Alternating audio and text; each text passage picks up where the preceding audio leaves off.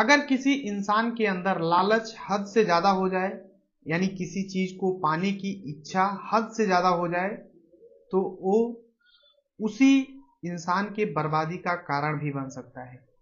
आज की कहानी नेपाल के रहने वाले संदीप और संगीता की सुनाने वाला हूं। क्या है पूरी कहानी बताऊंगा, बस शुरू से लास्ट तक बने रहो और देखते रहो। नमस्कार दोस्तों, मैं विजय शंकर पाल। इस वीडियो को लाइक करना, चैनल को सब्सक्राइब करना। रोजाना शाम को 7 बजे हमारी एक नई वीडियो आती है, तो चैनल को सब्सक्राइब करके बेल आइकन को जरूर दबा लेना। आज की जो सच्ची घटना सुनाने जा रहा हूं, यह है हमारा पड़ोसी देश नेपाल है। यहीं के रहने वाले संदीप उर्फ विशाल हैं, जिसकी उम्र 28 साल होती है। विशाल आज से 5 साल पहले नेपाल से भारत आता है काम करने के सिलसिले में। और वो जब भारत में आता है तो राजस्थान के जयपुर में आता है और यहीं पर उसे काम मिल जाता है, यानी ड्राइवरी का काम करने लगता है। और किसी की भी गाड़ी पा जाता था तो उसकी ड्राइविंग किया करता था, उसे कहीं ले जाता और फिर ऐसे ही सिलसिला चलता रहता है। फिर बीच में घर जाता है, फिर आता है। उसका ऐसे ही टाइम बनने लग गया था। बहुत ज्यादा तो पैसा नहीं कमा रहा था, लेकिन 10 से 12 हजार रुपए पा जाता था, यानी अपने घर का खर्च आसानी से चला सकता था। टाइम बीत रहा था, 2022 आ जाता है और उसके रिश्तेदार में ही एक जगह शादी पड़ जाती है और वो यहाँ से छुट्टी लेता है और शादी अटेंड करने के लिए नेपाल जाता है। और जैसे ही शादी में जाता है तो अच्छे से सब कुछ टाइम बीत रहा था, तभी उसे एक खूबसूरत लड़की दिखती है। और वो लड़की जब संदीप को दिखती है तो संदीप उसे देखते ही पसंद करने लगता है और फिर सोचता है कि आखिर इस लड़की से मैं बात करूं तो करूं कैसे। और फिर उसे अपना मोबाइल नंबर देने की कोशिश करने लगता है। तभी उसे मौका मिलता है और अपना मोबाइल नंबर लिख करके दे देता है। और वो लड़की जैसे ही पाती है, फिर वो लड़की भी इसे देख रही थी तो वो भी मतलब जैसे ही अपने घर वालों का मोबाइल पाती है तो संदीप के पास फोन करती है। अब दोनों एक दूसरे से बात करते हैं। संदीप पूछता है कि तुम्हारा नाम क्या है। तभी वो लड़की बताती है कि मेरा नाम संगीता है। उस लड़की का नाम संगीता होता है। उसकी उम्र 26 साल होती है। अब दोनों एक दूसरे से बात करने लगते हैं। इधर संदीप शादी अटेंड करने के बाद उस लड़की से मिलता भी है एक बार। उसके बाद फिर अपने काम पे यानी भारत में आ जाता है, जयपुर। फिर काम करने लगता है, फिर जाता है नेपाल। यानी इस लड़की से बातचीत लगातार चैट पर, वीडियो कॉलिंग, फोन पे लगातार बात होती रहती थी। अब दोनों एक दूसरे से पसंद करने लगे थे, एक दूसरे से प्यार करने लगे थे। इधर लड़की भी सोचने लग गई थी कि ये जो संदीप है बहुत अच्छा दिख रहा है। और संदीप भी उस संगीता से शादी करने की इच्छा जताता है, बोलता है कि मैं तुमसे शादी करना चाहता हूँ। तो संगीता बोलती है कि देखिए, मैं ऐसे तो शादी नहीं कर सकती, अगर घर वाले मेरे चाहेंगे मैं घर वालों से बात करूंगी, अगर घर वाले बोलेंगे तभी शादी हो सकती है। अब इधर जो संदीप होता है ये भी बोलता है कि हाँ ये ठीक रहेगा।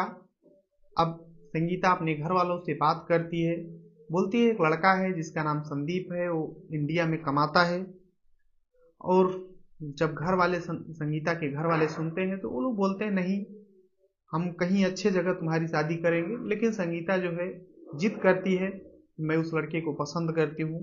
तो घर वाले भी मान जाते हैं, क्योंकि घर वाले भी सोचते हैं हमारे बेटे की खुशी में ही हमारी खुशी है। अब संगीता की शादी संदीप के साथ सेट हो जाती है और 4 मई 2023 को दोनों की धूमधाम से शादियां होती है। अब इधर संदीप शादी जैसे ही होती है थोड़ा दिन घर पे रहता है, उसके बाद फिर से इंडिया जयपुर में आ जाता है। लेकिन अब जो संदीप था ये पहले की अपेक्षा संगीता से प्यार नहीं करता था। अब थोड़ा इसके अंदर चेंजिंग आने लगा था। ये संगीता से एक दिन बोलता है कि संगीता, तुम बोली कि मैं घर वालों से बात कर लेती हूँ शादी के लिए, और घर वालों से बात भी की, घर वाले तुम्हारे मान भी गए, लेकिन दहेज 1 रुपए नहीं दिए, यानी कुछ पैसे नहीं दिए, न तो गाड़ी दिए। ये क्या बात होती है। तो संगीता बोलती है घर वाले मान गए, इतना ही काफी है, आप दहेज लेकर क्या करेंगे। तो जो संदीप होता है बोलता है दहेज लेकर क्या होता है, यानी इन्हीं बातों को लेकर के दोनों में बहस होने लगता है। इधर बीच में फिर से जो संदीप होता है नेपाल अपने घर जाता रहता है, और जब जाता है तो अभी जो प्यार था धीरे धीरे नफरत में बदलने लगता है। जो संदीप होता है अपने पत्नी की पिटाई करता है इन्हीं बातों को लेकर के कि तुम अपने घर वालों से मांगो, पैसे मांगो। लेकिन संगीता इन बातों को इग्नोर कर देती थी, बोलती थी मारपीट भले कर रहे हैं लेकिन प्यार तो हमसे करते हैं। यही सब सोच करके वो शांत हो जाती है। अब संदीप फिर से अपनी ड्यूटी करने चला आता है, लेकिन अब संदीप थोड़ा बदल रहा था, फिर से अब सही हो रहा था। एक बार संगीता के पास फोन करता है, बोलता है कि अब मैं जयपुर में अकेले नहीं रह पा रहा हूँ, तुम भी आ जाओ। संगीता बोलती है कि मैं जयपुर आकर क्या करूंगी, आप तो हमेशा ड्यूटी पर चले जाओगे, मैं रूम पर अकेली रहूंगी, न तो मेरा वहाँ कोई जान पहचान का है, फिर मैं वहां पर आकर क्या करूंगी, पूरा दिन मैं बोर हो जाऊंगी। तो संदीप बोलता है नहीं, आ जाओ। फिर मनाता है, प्यार दिखाता है, और आखिर संगीता अपने पति की बात मानती है। और जो दीपावली आती है 2023 में, दीपावली को संदीप आता है घर पे, और दीपावली मनाने के बाद अपनी पत्नी को लेकर के फिर से जयपुर चला जाता है और एक किराए पर रूम लेता है और वहीं पर रहने लगते हैं। अब पति पत्नी सही से रहते थे, अब कोई दिक्कत नहीं था, एक दूसरे से प्यार करते थे, टाइम बीतता रहता है। अब संदीप यहीं जयपुर में ही ड्राइवरी का काम किया करता था, एक गाड़ी चलाया करता था। तभी 10 दिसंबर 2023 को संगीता की तबीयत खराब हो जाती है, उसे वीकनेस फील होने लगती है। तो संदीप जो है संगीता को ले जाता है हॉस्पिटल, उसका इलाज कराता है। इलाज कराने के बाद फिर से घर पे आता है और संगीता को रेस्ट करने के लिए बोलता है कि तुम अच्छे से खाओ पियो, अपने सेहत पर ध्यान दो। संगीता बोलती है हाँ सही बोल रहे हैं, और फिर वो थोड़ा रिकवर कर रही थी, जो भी उसे परेशानी थी दवाइयां खा रही थी।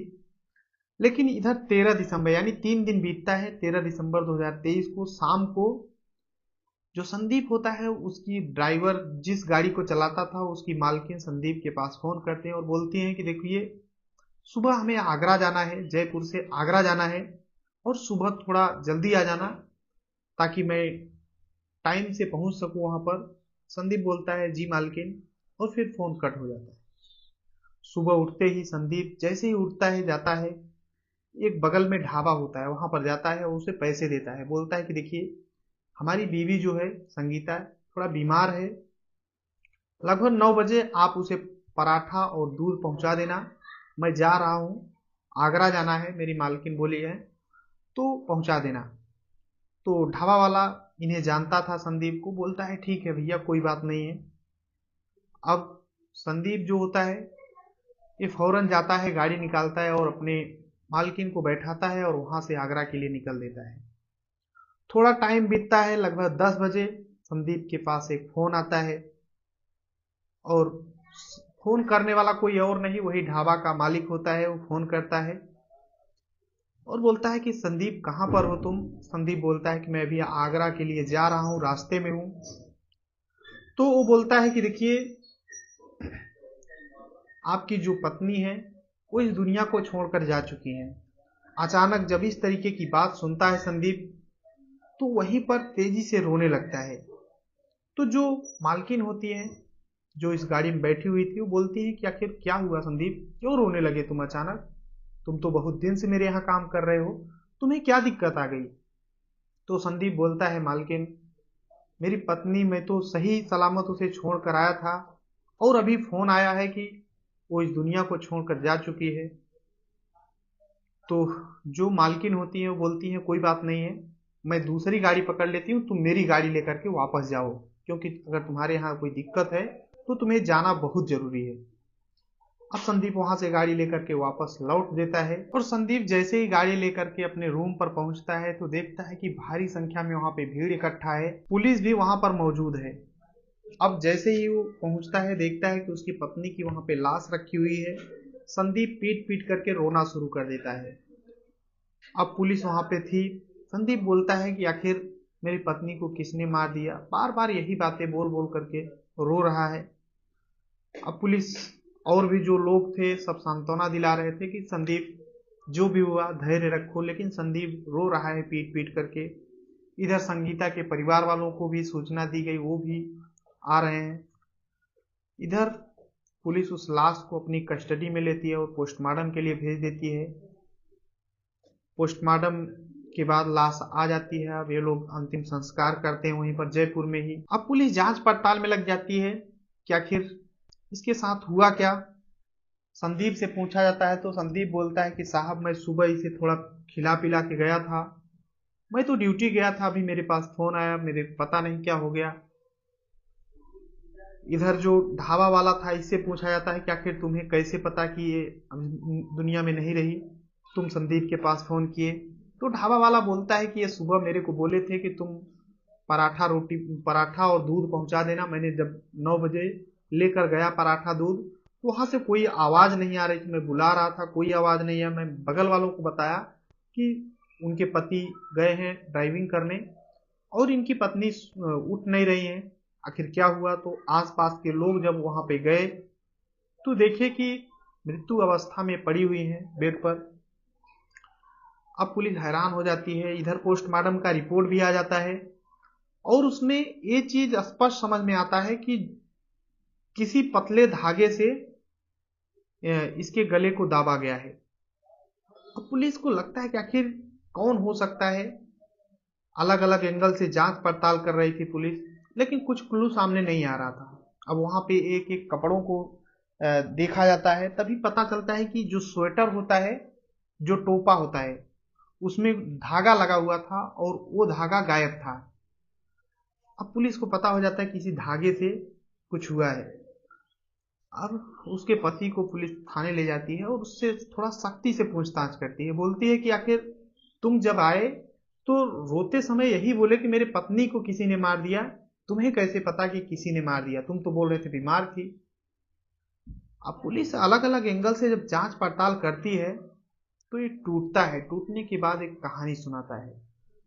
ये बोलता है कि साहब मेरी शादी दोनों की पसंद से हुई थी, लेकिन मुझे दहेज में कुछ भी नहीं मिला था और फिर मैं बार बार मांगता रहा, लेकिन अपने घर वालों से नहीं मांगती थी।